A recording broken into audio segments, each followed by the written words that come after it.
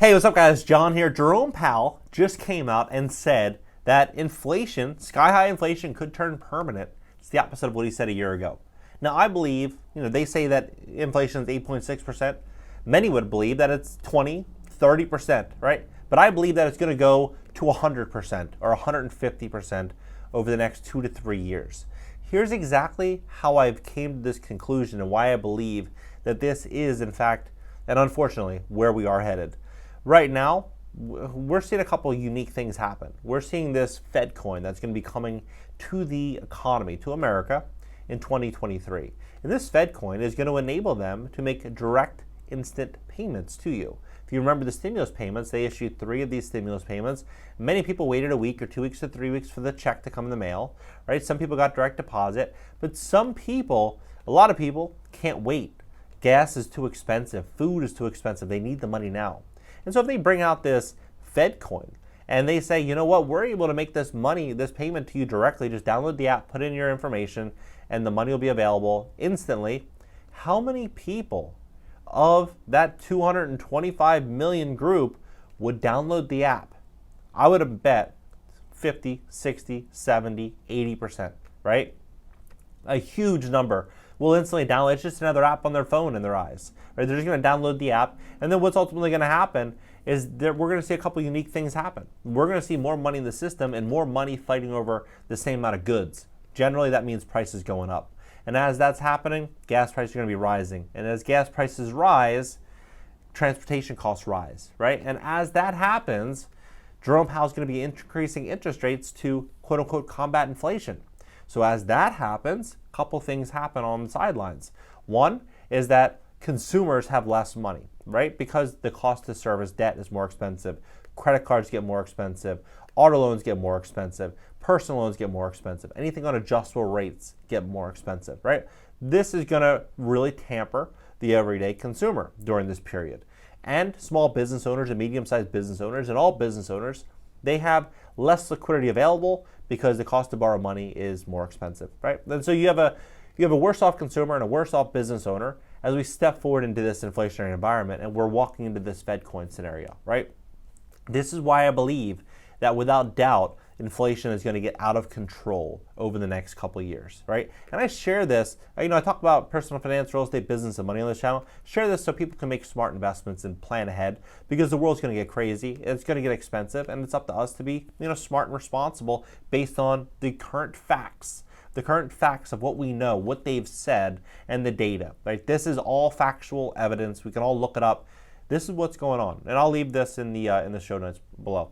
Prices in the U.S. are soaring at the fastest pace since 1981, and it's the Federal Reserve's job to slow down the rally. Now take a look at this before I even jump into this. San Francisco, April 28th, right? Global Income Coin. This isn't the Fed coin, but a crypto nonprofit company secured $2 million to fund a new cryptocurrency that ultimately will provide a universal basic income of $1 a day to any person in the world, right? This, in fact, is going to be coming here for sure. This universal basic income. We're already seeing it everywhere, happening all over the world. Universal basic income, 41 different cities and states. California bill will give $1,000 a month in basic income. This is where we're going to be moving. So the problem is the people that are kind of ignoring it or not paying attention to it or barely making it right now, they need to really, really kind of understand where the world's going. If they don't want to be a part of that, then they really have to get so high above financially to where they have that flexibility that they can afford to spend, $12 or $14 on a gallon of milk, or they can afford to go spend, $10 or $12 on a carton of eggs. They can afford this, right? Car insurance might be $600-700. Everything is going to be going up. So as long as they have the money to back this up, then they can buy the options for at least the foreseeable future. But I'm telling you, the more expensive the world gets, the more people are going to have no choice but to download the app. That's where this is all headed. They act as if they can control inflation, tame inflation. There's no way. There's absolutely no way. Even if they increase interest rates, all that's going to do is just reduce spending. But inflation is still going to be rampant.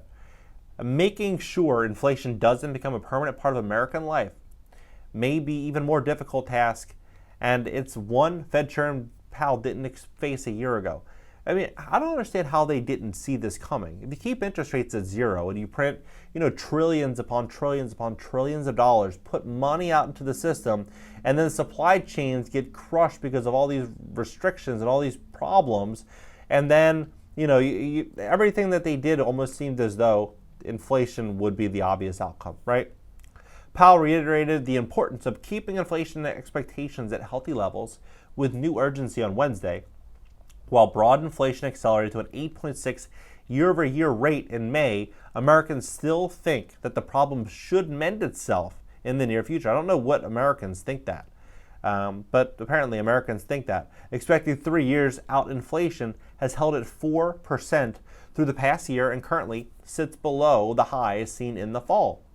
The steadiness is promising signs for the Fed. Inflation can be a self-fulfilling prophecy. Higher expected inflation can lead businesses to raise prices at a faster price as consumers are already bracing for such increases. That can lead workers to demand bigger raises, which can kickstart a cycle of persistently higher inflation. Well, not so true. Well, because if workers can demand any wage that they want, right? But at the end of the day, the business owner has to make enough money to pay for that employee and make a profit on it. Otherwise, why are they going to do the hire? If the cost of living increases to such a large extent, then I think what's ultimately going to happen is business owners are going to be forced to invest in robotics and tech to where they can control their costs, right? Because if inflation is running rampant like this, no business owner is going to be able to can have their prices continue to rise at that level unless the consumer is in a position to pay, right? They're going to be forcing people to adapt, right? This is what's going to happen. And then consumers are going to say, you know what? One job isn't stable enough or secure enough. I need a side hustle, 2 side hustles, 3 side hustles. I need to do all these different things. That's what's going to happen, right? We're going to start to see a lot of instability in jobs, and we're going to see a lot of business owners looking for solutions. People are going to be all pivoting and looking for new ways to make it. With longer-term inflation forecasts still fairly stable, the Fed isn't staring down such a vicious cycle just yet inflation hasn't started to cool off despite multiple interest rate hikes. That leaves Powell with limited time to slow price growth before expectations break through the ceiling. We'll look at Bill Ackman. Bill Ackman said, he made $2.7 billion in the March 2020, that whole fiasco. He said that the Fed has absolutely no control, right? The Fed's basically out of control. Ray Dalio, all these billionaires saying that they have very little control at this point. And I agree. There's very little that the Fed can actually do. There's a clock running here where we have high inflation running now for more than a year. And it would be bad risk management to just assume that those longer-term inflation expectations will remain anchored, Powell said at a European Central Bank forum on monetary policy. The central banker's remark marks a seed of change from the outlook he shared just a year ago. Powell previously regarded high inflation as transitory in nature. The factors pushing prices higher, he argued, will prove to be temporary and eventually bring inflation back to a sustainable rate. At the June 2021 press conference, the Fed chair cited supply chain bottlenecks and hiring difficulties as some inflation drivers expected to be fleeting. The last several months have seen the Fed's policymakers adopt a starkly different tone. Officials have refrained from using transitory, of course, because they would get laughed at, to describe inflation in 2022. Powell said March, the central bank is no longer assuming that the supply chain would heal through the year. Reversing from its prior outlook, the Fed's aggressive rate hikes support the shift, with policymakers in June approving a 75 basis point first since 1984.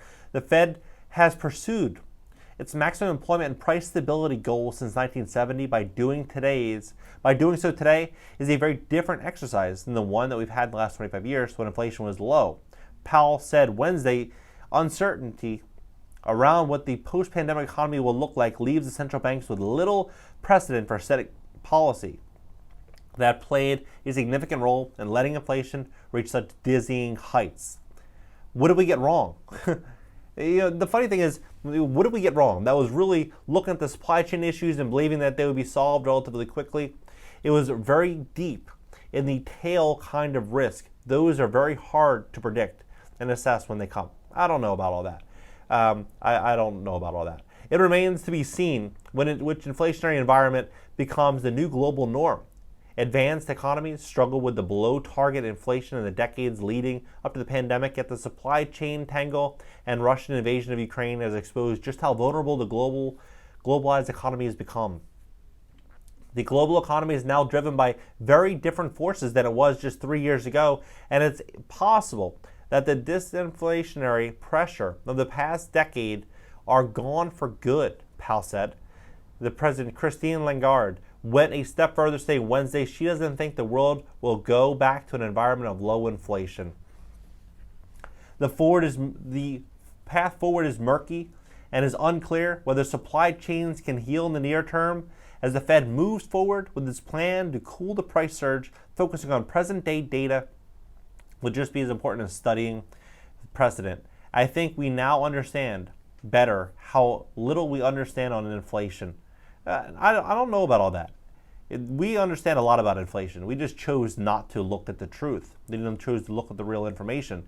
And we made a bunch of bad policy decisions, in which is very common sense, but we just simply walked into, an economic nightmare. What do you think about this entire situation? Do you agree with me? Do you think inflation is going to go up 100%, 150% if they roll out this system, this Fed coin system, and give everyone a universal basic income, right? Where the world just gets much, much more expensive. We have all these problems that I just mentioned. I'm wondering what you think about this. Where do you see it going? Drop it below. Hit the like button. When you hit the like button, YouTube's going to share this content to educate more people about what's really going on in the economy. Subscribe here. Also subscribe to my second YouTube channel. It's going to be an interactive show and podcast this upcoming week. Be sure to subscribe there. It's linked down below, top comment. And go ahead and follow me on Instagram, TikTok, and LinkedIn. If you want assistance fixing your credit, increasing your credit score, cashnow.video. Cashnow.video. If you need help building out, starting a YouTube channel, growing subscribers, you want to learn about YouTube and how to build one out effectively and efficiently in the shortest time period, cashnow.video. And if you want to invest in real estate when the market crashes, cashnow.video. All right, guys, see you in the next one. If you're interested in being sponsored on my YouTube channel, visit cashnow.video/sponsor and fill out the application.